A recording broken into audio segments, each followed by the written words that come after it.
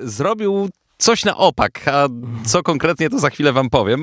Jan dzisiaj do nas wpadł, dawno cię nie widziałem. Wiem, że bardzo dużo pracujesz, że cały czas coś się dzieje u ciebie. Jak tam gdzieś cię obserwuję, to jesteś tu, tam, w ogóle jeździsz po świecie z koncertami albo nagrywasz nowe rzeczy. No i właśnie te nowe rzeczy cię sprowadziły, chociaż czy do końca nowe, to się okaże. Dlaczego na opak? Dlatego, że wydałeś właśnie epkę i pokazałeś to, czego zwykle artyści nie pokazują i opublikowałeś to, co zwykle zostaje gdzieś tam w archiwach artysty, a niekoniecznie jest pokazywane światu, czyli można powiedzieć szkice, demówki, nie wiem jak to nazwać jeszcze. Tak, no trochę na opak, ale wydaje mi się, że to jest właśnie taka fajna rzecz, którą warto pokazać, jakoś jak wygląda w ogóle proces artystyczny też, bo nie wiem, jak widzę jakiś feedback też od fanów, od ludzi, którzy słuchają mojej muzyki, to często widzę, nie wiem, życzenia albo jakieś confusion, dlaczego wypuszczam to, że tęsknią za tym, albo chcieliby tego. I wydaje mi się, że to jest też taki fajny projekt, w którym właśnie mogę pokazać co mam jakby w szufladzie, pokazać, gdzie byłem, że na przykład kiedyś tworzyłem tak, teraz tworzę inaczej i jakby to, że ja podejmuję różne decyzje świadome, będąc artystą, co wychodzi na zewnątrz, a co zostaje. I to jest fajne, takie właśnie trochę intymne odsłonienie siebie z takimi rzeczami, których na przykład nie chciałem pokazać i teraz je pokazuję i to w takiej bardzo surowej wersji. Czyli to też dojrzewało w tobie trochę. Tak, zdecydowanie. To są takie rzeczy, na które teraz patrzę w ogóle z zupełnie innej perspektywy i myślę, że też dlatego, że nabrałem do nich dystansu, to mogłem je wypuścić właśnie też w takiej formie, że jakby odpuścić to, że one już nie muszą być dopracowane. Może właśnie ich magia jest w tym, że właśnie one są niedopracowane i można sobie myśleć, co by było, gdyby. Co dokładnie stworzyło epkę pod tytułem Made? Czy to są właśnie takie jakieś demówki, które miałeś w telefonie, czy bardziej jakieś utwory niedokończone, które po prostu gdzieś utknęły w tym procesie produkcyjnym w studiu? Tak. No właśnie, czyli wszystko. Tak, Ja wiem, trochę cię tak właśnie pod głos biorę, bo oczywiście słuchałem i wiem, co tam znalazłem, ale jeżeli jeszcze ktoś nie skojarzył, o czym możemy mówić, czym jest ta kuchnia, no to właśnie, co to takiego? No to są utwory, czy szkice utworów na różnym etapie procesu, czyli są takie totalnie jakby tylko naszkicowane i nigdy wcześniej nie ruszone, nigdy więcej nie ruszone, tak jak na przykład Where's That Boy, który otwiera tę epkę, jest takim totalnie szkicem luźnym, nie ma tam nawet tekstu jakby do końca, jest tylko jakiś zarys idei, a są takie utwory jak na przykład Listen to Me, zresztą ta epka też jest tak ułożona utworami po kolei do takich najbardziej skończonych, najbliższych skończeniu, czyli Listen to Me już było praktycznie skończone i leżało 2 lata w szufladzie. I już tak praktycznie skończone, tylko przed wypuszczeniem tej epki wszedłem, dograłem w studio drugą zwrotkę, bo to miał być duet i ostatecznie nie było duetem i musiałem dopisać i dograć drugą zwrotkę, więc też fajnie było odwiedzić jakby ten numer po 2 latach i zobaczyć jakby z innej perspektywy też trochę dopisać tekst do tekstu, który napisałem wcześniej. Więc są to jakby numery na różnych etapach skończenia, różnych etapach mojego życia w ogóle, w różnych etapach mojego życia tworzone. Jest też taki zarys pierwszego singla w ogóle, zanim jeszcze tak naprawdę świat się dowiedział o twoim istnieniu. Tak, mówię, że na końcu jest Listen to Me, bo na końcu tych takich demówek tego procesu, a dywko jest jako taki bonus, bo jest już znane, ludzie od tego zaczynałem, od Do You Wanna Come Over.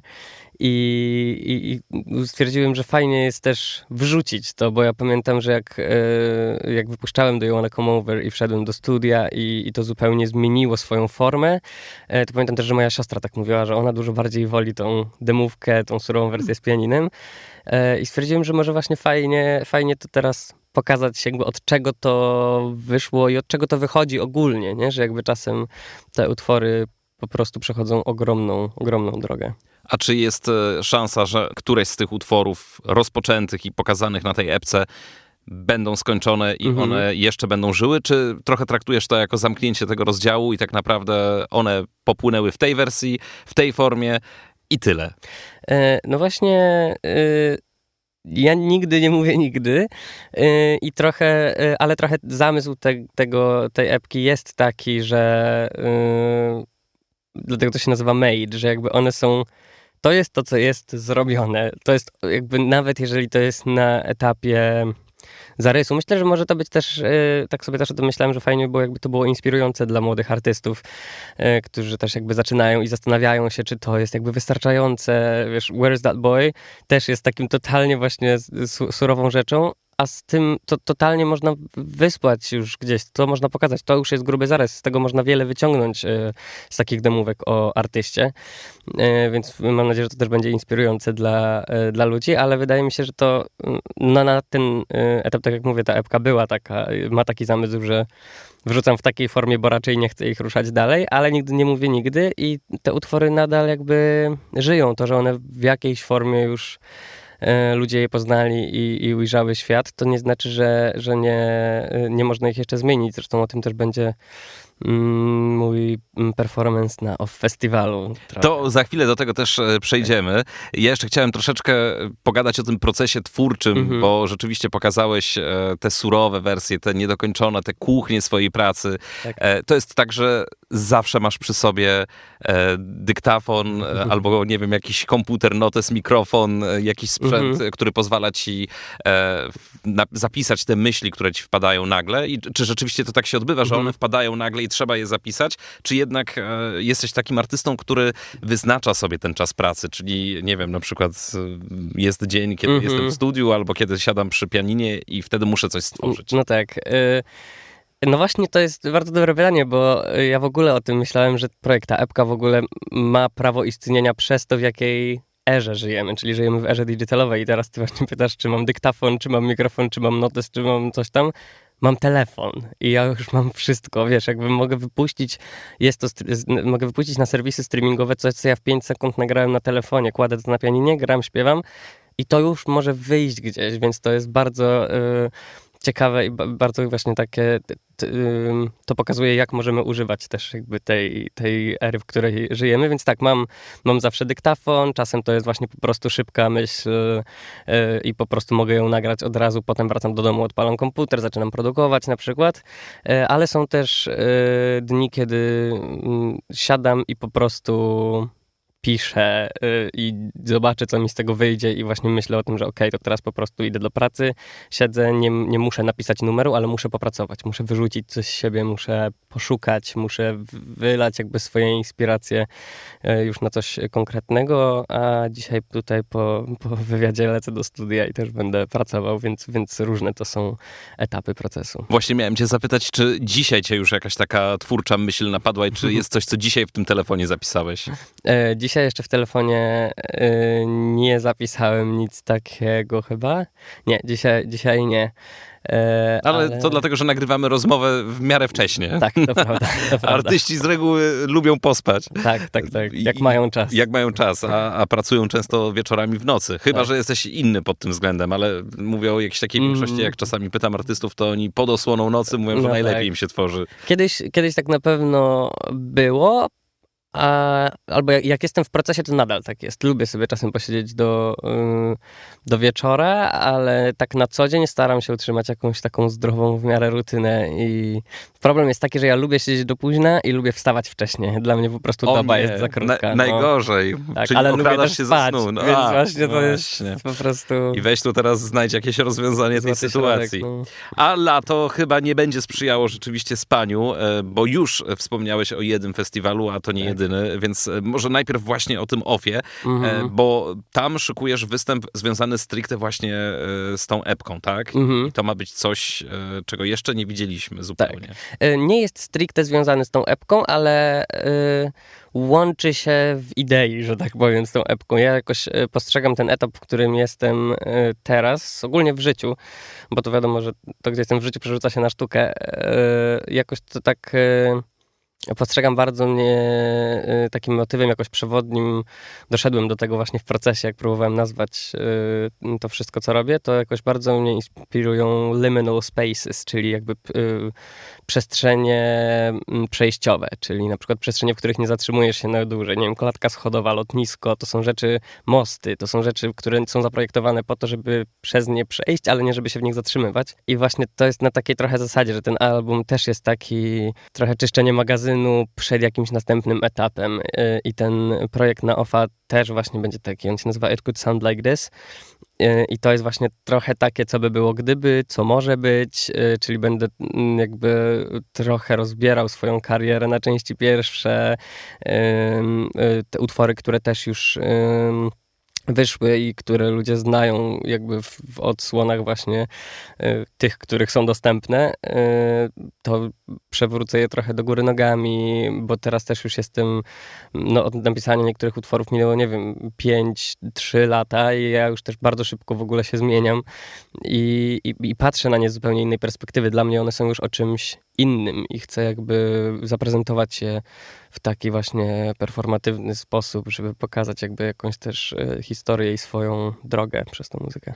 To na OFie, ale wiem, że będziesz też na Bittersweet Festiwalu, czyli na zupełnie nowej imprezie na mapie festiwalowej, czyli w Poznaniu w sierpniu. I tam jeszcze inny koncert szykujesz? Coś jeszcze innego? Tak, to będzie inny koncert niż na OFie, ale tego też bardzo się nie mogę doczekać, bo jest w ogóle bardzo ciekawy line-up, bardzo w ogóle z takich różnych światów. Są takie klasyki, Nelly Furtado czy Natasha Bedingfield. Tak, no trochę tego się- milenialsowo. Tak, tego się nie mogę doczekać bardzo, ale też będzie Peggy Goo, Ale właśnie, z drugiej strony młodzi. tak, której udało mi się złapać krótki secik w Seulu, w Korei. Bardzo różne w ogóle są, bardzo różne osoby. No i ty. No i ja. Nie wiem, gdzie ja się mieszczę między Nataszą Bedingfield a Peggy Goo. Słuchaj, okazuje Ale się, będzie że można wiesz, się muzyka dowiedzieć. jest szeroka i muzyka, wiesz, ostatnio już ucieka od gatunków i tak Tak, dalej, wymyka więc się. ludzie czasami słuchają tak różnych rzeczy. Tak.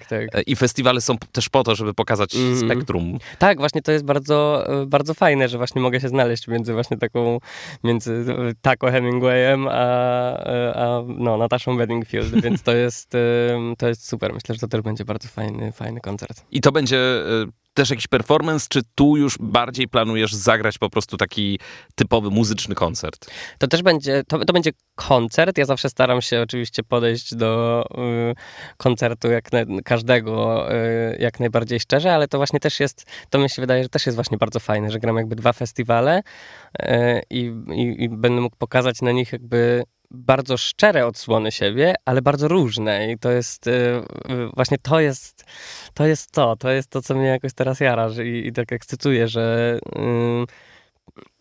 bo tak jakoś czułem ostatnimi czasy, że na przykład, nie wiem, nie chcę wykonywać na przykład jakiejś piosenki, że ona jest już jakby nie siedzi ze mną i nie chcę jakoś jej wykonywać, a teraz właśnie podchodzę do tego zupełnie inaczej, że jakby, no to może właśnie mogę wykonać je zupełnie inaczej. Może właśnie mogę zmienić podejście do tego, więc to też będzie fajne, że będę mógł zagrać 2 zupełnie inne koncerty i takie oba zupełnie szczere. Dużo grasz, dużo się działo i dzieje i bardzo dobrze. Taki koncert, który ci najbardziej zapadł w pamięć? Kurczę, no każdy jest zupełnie inny i zupełnie wyjątkowy. Zawsze powtarzam ten Mediolan, on był jakiś taki bardzo, bardzo dla mnie pamiętny. Ale koncert w Nowym Jorku też był bardzo fajny. To był, no bo wiadomo, pierwszy koncert w Stanach, pierwszy koncert w Ameryce i był bardzo, bardzo ciekawy, bardzo fajne to było doświadczenie. Ale rzeczywiście to jest tak, że już kawałek tego świata zjeździłeś. No tak. W Polsce oczywiście też koncerty były, ale mam takie wrażenie, że jesteś takim trochę obywatelem świata już w tym momencie. Tak, to prawda.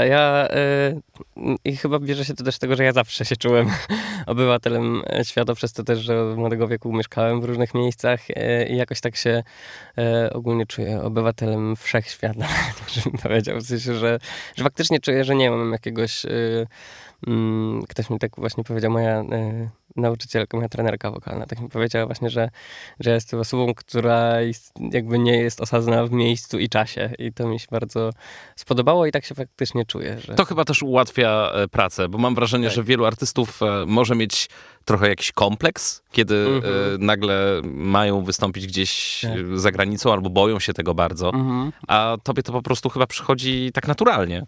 Tak, w sensie to jest, no bo ja też nie muszę, nie czuję właśnie, że jestem w jakichś ryzach zamknięty, więc jeżeli na przykład takich przylegających na przykład do polskiego rynku, czyli nie śpiewam po polsku, nie mam jakiegoś takiego, wydaje mi się, że polski rynek też się cechuje jakąś taką swoistą przaśnością, jakkolwiek by tego nie rozumieć, każdy interpretuje to też na swój sposób i każdy artysta też inaczej ją wykorzystuje, ale wydaje mi się, że u mnie jakoś tego aż tak nie ma i jakoś mam wrażenie, że nie mam takich cech, które bardzo mnie wiążą z jakimś konkretnym miejscem, więc nie mam też takiej presji, kiedy jadę do innego miejsca, że muszę to, co mnie umiejscowiało w jakimś miejscu, muszę teraz jakoś się zaadaptować do tego miejsca, w którym nowego miejsca, w którym gram. Wydaje mi się, że po prostu robię to samo wszędzie, więc może faktycznie to jest jakoś dla mnie łatwiejsze.